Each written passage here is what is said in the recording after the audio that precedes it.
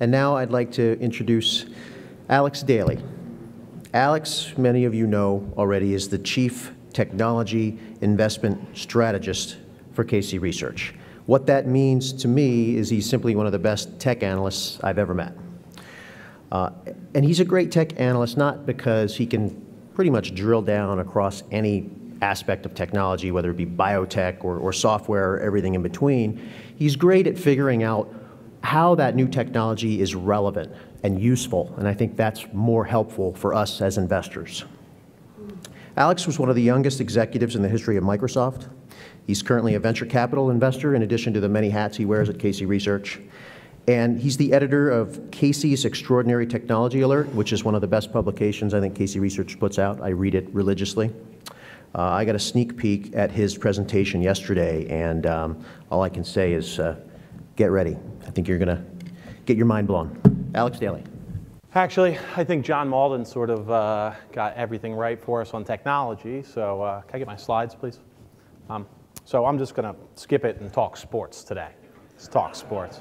You know, and by the way, when you hear those quotes from stock pickers who tell you got no chance picking stocks, none in the world, don't they sound like Evander Holyfield and Sugar Ray and just looking at each other going, I'm going to beat you down. You don't have a chance. You can't win. There's no way you could win. You shouldn't even show up for the fight. Yeah. It's boxers. It's theater. Of course the stock pickers don't want more competition. Of course they don't want you doing it for yourselves. Of course they want to charge you $2 and $20 to do it. But let's talk about real sports, not just the market sports. Basketball, LeBron James, the Miami Heat, Game 7. 3-3, tied with the team to win the most championships in 15 years since the Chicago Bulls. The highest rated game in the NBA since Michael Jordan, right? This is it. This was the highest ratings. They got 26.3 million people watch this guy. They're going to pay him $42 million to play 2 years of basketball at the Cleveland Cavaliers, right? I mean, this is huge. This is huge. This is big markets. This is great stuff. People love sports. Huge industry. Right now, there's actually a sports championship going on that's absolutely incredible.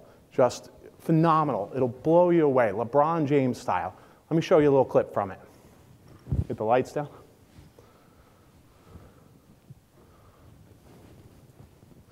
It's from a sport called League of Legends.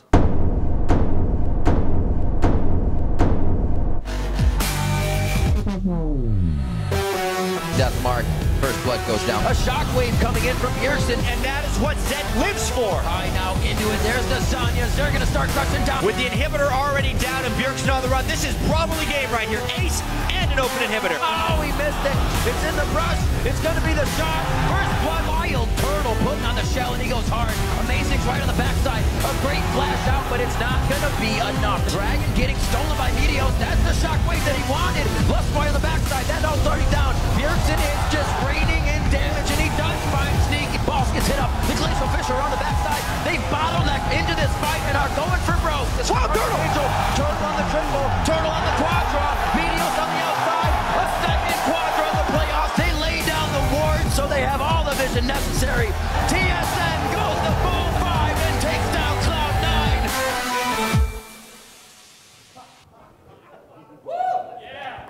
Last year, this filled the Staples Center Arena in Los Angeles where the Clippers play, a team that just sold for $2 billion.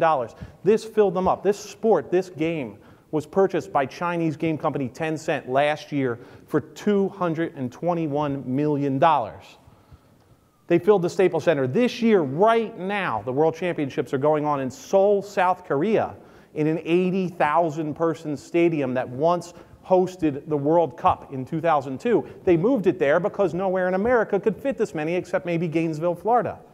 All the players are from all over the world. The people who win these championships match, they make millions of dollars in sponsorships. They train 12 hours a day. This company has servers all over the world. $221 million the company sold for. Last year, they had less than half the players they have today playing this game. That company last year made $645 million in gross revenue. More money last year than the entire sales price of the Milwaukee Bucks, than the entire sales price of the Sacramento Kings. This is the future of sports. This is what people are playing. It's not just this game either. This company is on track to make $1.6 billion in gross revenue this year. Not bad. Donald Sterling, he bought the LA Clippers for, what, $13 million in 1983? Sold them for $2 billion to Steve Ballmer. Steve Ballmer may have overpaid because twice he tried to buy an NBA team and twice the NBA let the guy who bid $80 million less than him buy it rather than have Steve Ballmer as an owner. So he may have overpaid a little bit for the Clippers. But the collective value of the NBA, based on its gross revenues, its television rights, its merchandise sales, all of that, most people would value the entire NBA at somewhere around $18 to $20 billion. This company, if it can continue its growth rate, will be on track to follow up with, say, World of Warcraft. World of Warcraft is a video game. Collected over $150 billion in direct revenues and another $100 billion in merchandising and ancillary revenues. A quarter of $1 trillion in 10 years. The NBA is peanuts. Technology, esports, this stuff is growing. 27 million people play League of Legends every day. It took the NBA 15 years to get that many people to tune in once on a day at the same time. 26.3 million watch that championship game. 27 million play this every day. On any given day, peak 7.5 million people are playing this game at the same exact time concurrently. It is so busy they have to have dedicated servers just for the country of Turkey. That many people there play this. This game is free to play. There is no fees, there are no revenues. The company doesn't charge a dime for people to play this. All of that revenue comes from licensing skins, from selling merchandise, from selling tickets, from all the businesses that surround this. It's free to play. They took the sports model and they made it 100 times bigger because this is just one game. I mean, think, there's other games. There's Dota 2. These people are catching up. 10 million people play Dota 2 every day. There's a dozen more, and that's just one category of games. That's just the massive online battle arena. Listen, when you have a recession or a depression, where do people spend money? Who made all the money in the 1930s? What's the classic story of the market? Movie theaters, radio, entertainment. Entertainment always thrives during difficult markets. And it tends to come out the other side having gone through a difficult market with people. It tends to explode on the other side of it. When things start to look good, when consumers have money again, they keep going to the movies. They continue listening to the radio, and they keep playing massively multiplayer online games, which have just absolutely exploded around the world. For kids 6 years old, 16 years old, video games are entertainment. Messaging, the iPhone, tablets, computers, television ratings are going like this. Video game ratings aren't just going like this, they're going like way up to the moon. They're on an exponential increase in playership worldwide on all different platforms, all different things.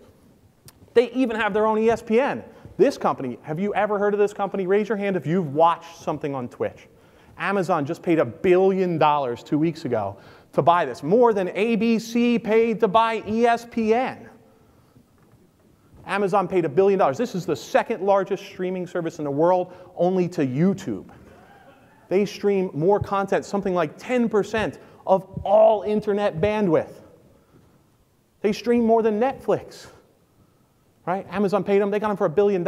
Nowadays, people are saying that if Disney wanted to sell ESPN, they could sell it for about $20 billion. They paid about $640 million for it.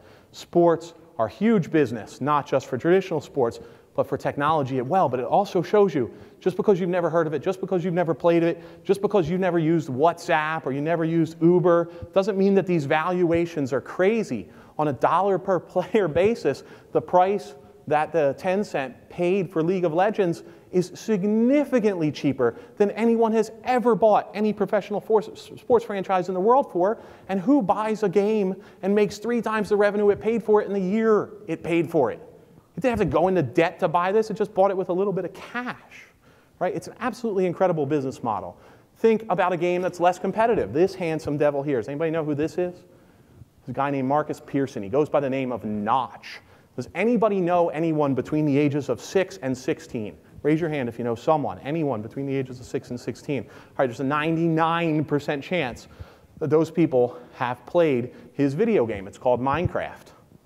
It's an 8-bit graph with these stupid little guys who walk around and place blocks in the world. It's also a Turing-complete computer builder. Kids learn to program. They learn all these educational stuff. Schools around the world are using Minecraft to teach classes. Millions and millions and millions and millions of people are playing this $5 game every day. So many that Microsoft just last week paid $2.5 billion to buy this game.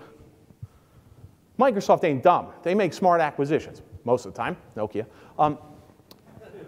This acquisition, $2.5 billion, will be break even this financial year, 10 months from now. This guy just didn't want to run his company anymore. He was bored and filthy rich. So Microsoft bought him. This is an absolutely huge industry. This is what you care about. This is why I get killed by comments like this. I was reading Zero Hedge the other day. I read this comment. I had to put it in my presentation because I hear this all the time. Facebook doesn't produce anything. They don't make anything of value. They'll go away. Something will replace them. Yeah, of course something will replace them. What industry is that not happening in? Who flew TWA to get here today? You know? No company is forever, no company is permanent, and especially in the entertainment space. Facebook, let's face it, it's entertainment. We're addicted to it. We read it. Women especially, it's 90% of its user base each day are women. They read it to see updates on people. Facebook is an entertainment business. Paramount Pictures has been around for quite a while. Sony has been around for quite a while. These are companies that don't really make anything at all, do they? Except money. I mean, what's Google make? How is Facebook different than Google? Google just sends bits over the wire, but it makes money, so much money that they can invest $2.5 million to build a game like this. Portal in range. Resonator deployed.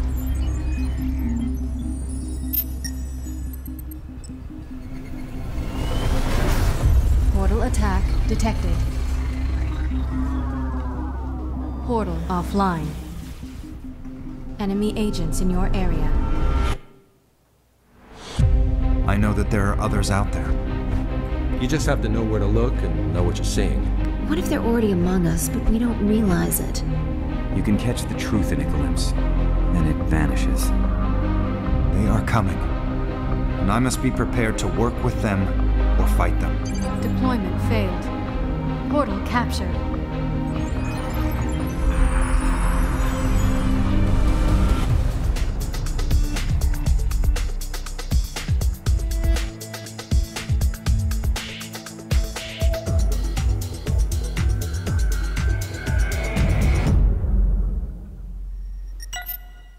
Google just spent millions of dollars to build a game for iPhone.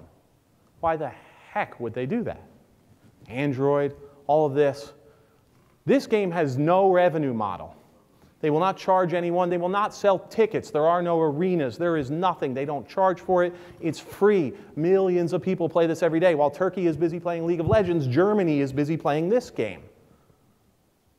Millions of people walking around the world, going to historical landmarks, going to interesting places, and sort of hacking portals, pressing a button on their phone. It's the first augmented reality game of any true scale. And the reason Google built this game has nothing to do with revenue from the game.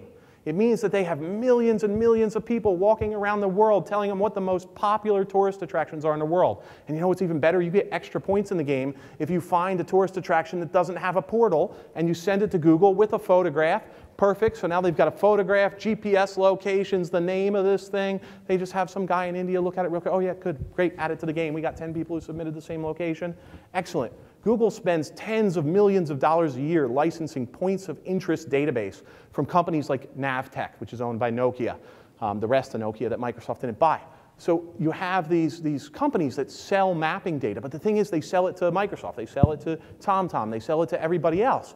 Well, if Google's going to get an advantage in local search, they got to build their own database. So why not arm millions of young people with phones and have them build a better database containing far more information than a professional company driving cars with cameras on the top could ever collect? You can't compete with this army. It's going to give Google an advantage in local search. And why does Google want an advantage in local search? Because it's a $46 billion a year industry. They spend $2.5 million to develop a game. They spend $15 million to license the Navteq database. I know, I used to buy that database when I ran the mapping program at Microsoft. I know how much it is. It probably costs double that today, right?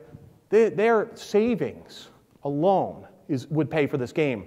But if this gives them a competitive advantage, if when you go and type something in, the Alamo, into your thing, and it gets you a little bit closer than Yahoo Maps did, a little bit closer than AOL's MapQuest did, then you come back and use their application again. They'll spend that kind of money just to get a competitive advantage, which is why they're investing in things like this. They want a competitive advantage. This is an augmented reality game. You hold it out on your phone, it knows where you are, it shows you the map laid over on the phone. What if you could just lay it right over your vision? This thing may look idiotic today. It may have only sold 40,000 units. It may be a flop. You want to know what other flop sold 40,000 units? The Apple II. It was also big and ugly and cost this much and only had this much utility. You know what happened to that over time? Cost dropped, size dropped, utility increased. Google wants to be the operating system of augmented reality. This is the future of computing. Games that happen in real life. Imagine everybody you see is a zombie and you walk around with your Google Glass and you shoot them and blah, blah, blah, and it feeds a facial recognition engine. Imagine the value of that kind of data. This is what Google Glass will look like in 10 years. A contact lens, solar-powered, wireless display, no stupid gadget on your face, no ugly, awkward thing. Everyone all the time will be recording, transmitting, receiving, displaying, overlaid data. This is the future. Google has already filed the patents on this stuff. They already know how to build this. There are half a dozen private companies already making solar-powered contact lenses that do various things. Google even has one that actually checks your blood sugar. No finger pricks, diabetes, put in a contact lens, you know what your blood sugar is. You think the Fitbit is cool? You think the Apple Watch is cool? Give it 10 years. They're after these markets because these are $100 billion markets. This kind of smarts is why when you look at a chart of Google's stock price, and then you look at a chart of its revenue, the dark gray portion of this graph, show me the recession. Whew, right up. It ain't Google. Google's not alone. This is not solely a Google thing. But these companies say, forget the economy. They don't care. They don't matter. They ignore it. It doesn't show up on their revenue. Show me where Apple, when it increased its gross revenues 5-fold through this recession. Show me the place where Amazon.com increased their gross revenues 4-fold during this recession. You know, show me the recession on the graph of Netflix. Show it to me on Cognizant Technologies, IBM's biggest competitor. Show it to me even on a little teeny company like Intuitive Surgical that sells robots that perform heart surgery instead of surgeons or in addition to surgeons. Show it to me for Salesforce.com. These companies didn't even blink in the crisis. What crisis? The crisis for these companies is opportunity because they all share two really important traits. Two absolutely awesome important traits. One, they offer game-changing benefits. Salesforce.com, no software, nothing to install, nothing to manage, no upgrades to manage. It saves these huge companies millions every quarter. It works better. It's available on every device, no VPNs to connect to. It happens over the web. Salesforce.com has game-changing benefits, but more importantly, it's cheaper. Google Docs, cheaper. Right? Google Apps, these things, they're more affordable and better. You put those two things together, you find that in any company where the end user gets a benefit and whoever pays for it, be it the user, be it the government in healthcare, be it a company for its employees, if the end user gets benefit and the payer saves, you don't have to care about the economy. Sure, you can pick some darn good stocks. Right? Let me give you a great example of this economic action at work. Okay? Whoa. Hang on. All right. Oh, crap. The NSA's here. I knew we should never have invited Alex Jones. Oh, my God.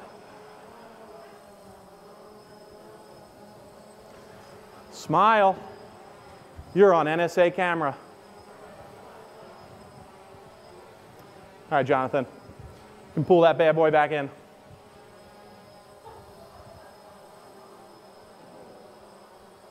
$999, and you got yourself a police helicopter.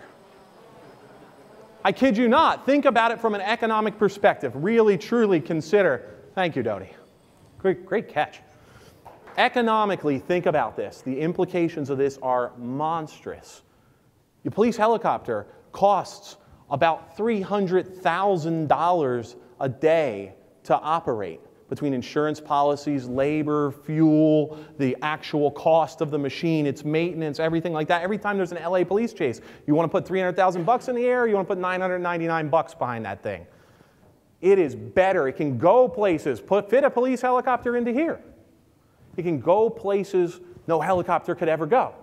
It costs a fraction as much. And it's better, it's faster, it's more maneuverable. It can be remotely controlled with goggles from the ground. It gets rid of the insurance policies or nothing.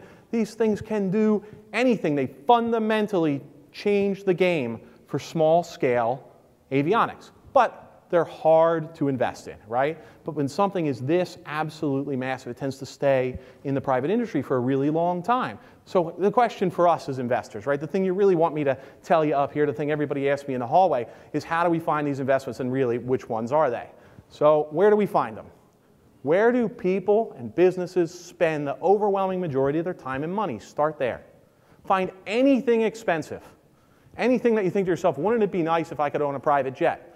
Well, no, you probably can't. Oh, NetJets, great, huge, billion-dollar business for Warren Buffett, because you can't own a private jet, but you can rent part of one, and a whole bunch of other people want to do it. And now free legs, this idea that you can just get on the back trip of somebody else's private jet. Those are companies that are connecting transportation demand to supply of it. Another company that happens to be looking at transportation, gigantic industry, is Uber. I don't need to go over this again. You now all know what this does, thanks to Alex and David and all the other people who have talked about this. But let me show you what the result is. Last December, we knew two things about Uber. Right before the big financing round came across, and they valued them at $18 billion. We knew they were doubling revenue, doubling, every 6 months, and that they were making $20 million a week. Okay, do the math. Now they have $1.2 billion in cash. Instead of onboarding 2 cities at a time, they can onboard 20. They have the cash to spend to market themselves. They were doubling revenue every 6 months to $20 million a week, not a year, a week.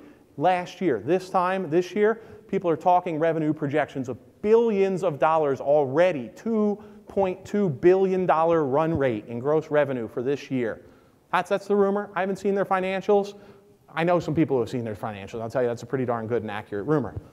This company is printing money. $18 billion valuation, it's nothing. If you're going to make $2.2 billion, they'd grow into a 3x revenue conservative industrial buyout valuation of $18 billion in a year and a half. What's the big deal, right? Plus, it's not an $18 billion round. If anybody wants to ask me why, I'll explain it to you, or you can Google that. Shopping, we spend a ton on shopping. Amazon, we made a lot of money investing in Amazon and big tech. We're not in it anymore. It's a little bit overvalued right now. Alibaba, fantastic IPO, absolutely fantastic. Mark Yusko was on stage the other day. He made a ton of money investing in Alibaba. People spend time and they spend money shopping. How much money do they spend shopping? Just look at Alibaba's revenue. Look familiar? Just like that graph from Google, just like Salesforce, just like Amazon, just like the rest. This is why Wall Street is hot on this company. Every problem, earnings, everything, all of it is solved by growing revenue. There are very few companies that grow revenue and don't end up doing great. What the trick is to find this company at the beginning of that graph instead of at the end. Where else do we spend money? Dining. We invested in OpenTable. We made 70% for our subscribers in about 3 months' time in OpenTable. Why? Look at restaurant industry sales. When you go to the front of a restaurant, almost every time there's a little computer. You know whose computer that is? That's OpenTable's computer. It took them years to get off the ground, slowly, slowly, slowly. When they started growing, they really started growing, went public, raised millions, then got bought out for a couple of $2 billion this year by Priceline. Because of that trend. Look for that. Look for the revenue. Look for it in housing. Look for Zillow. Everybody's used Zillow in here if they've ever shopped for a house. That's what its revenue looks like. It's still in the tens of millions, but revenue here. This is the reason why Zillow trades for a $5 billion market cap when it only has a $250 million annual revenue run rate. Right? Companies are buying growth. Wall Street is buying growth. Find growth early, sell it to Wall Street. Great way to make money picking stocks. Absolutely fantastic. Beauty, $400 billion a year industry. How much money do we spend on beauty? I mean, come on, John Malden spends half of that himself. South Korea, Greece, Italy, the US, Colombia, this is just plastic surgery. I mean, we do 3.11 million plastic surgeries. The plastic surgery industry is growing at double the rate of GDP at a time when the costs are falling approximately 20% per procedure per year. How do you still grow when that's happening? Because the number of procedures are growing, and the number of procedures are growing because of this company.